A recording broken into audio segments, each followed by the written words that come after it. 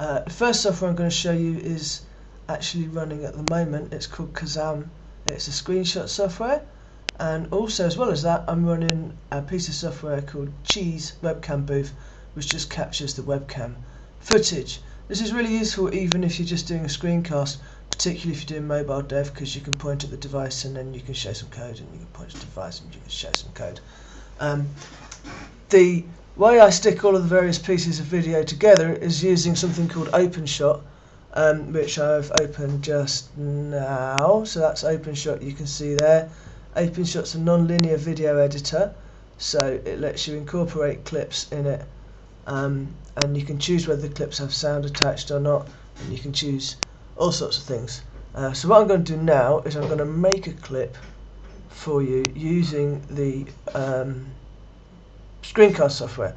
And if you set up Kazam screencast software playing, one of the really awkward things to do is work out how to finish it. It's in the bottom right of the thing. There's a stop recording, and that should have given me a file I can now incorporate within my OpenShot project. So you can get that into the OpenShot project, and that will let you add titles.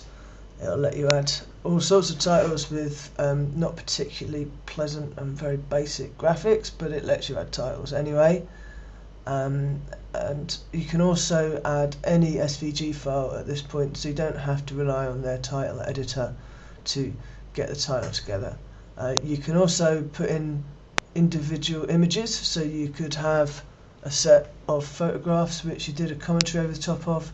You could do that just as easily using this system. So here we are adding some text to the title for our particular video. Once you've got the title together and the title's in, you can set various properties of the title, like how long it displays for. You can set the colours, you can set the transparency and the colours and so on, and that lets you alter how it all fits together. Obviously this is a fairly simplistic colour thing. Once you've got your files, you can drag them onto the timeline, which is the bit at the bottom that I'm now looking at, and that lets you modify things, cut them, chop them, and generally move them around. You'll notice that some of the clips have sounds attached and some of them don't. You can switch sound on and off using this system. You can flick through backwards and forwards, and at the top half of the screen is a preview window, and in that you can see where you are, and that lets you cut or paste bits of video in and out. So you get your clips and you put them on the timeline, you chop them to length as and when you need, and then you can record an audio, and that lets you give yourself a soundtrack to go with it. So there I am chopping something off of a particular file. So when I'm doing soundtrack, what I'll do is I'll have Audacity open, you file new, to make sure you've got a new file. If you're just doing a screenshot, you can capture the audio using the Kazam screenshot software, but if you're doing a soundtrack to go with the video, you need to do it separately. So what I tend to do is start up Audacity, press record, go back to OpenShot, press play, and just wing it basically. So I just basically make it up as I go along. So I'll give that a go now. So I'll press record. So now I'm making some audio recordings. And I'll go back to the OpenShot window and I'll just press play and see what happens. So where are we here? Here we are. So all that's left now is the final stage.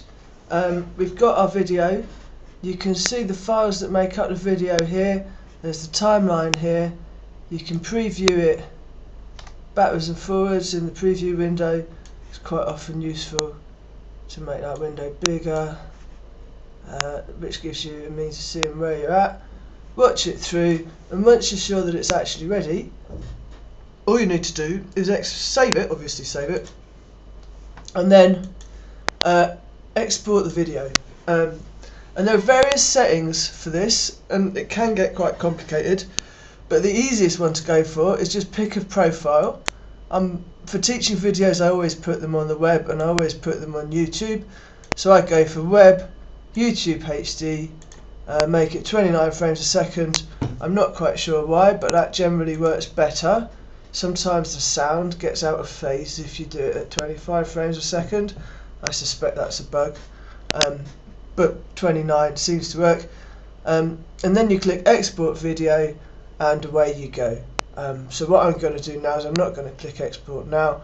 I'm going to put this clip, which I am currently recording with Kazam, on, and then I'm going to export it. But that's basically all it is. And that's that, really.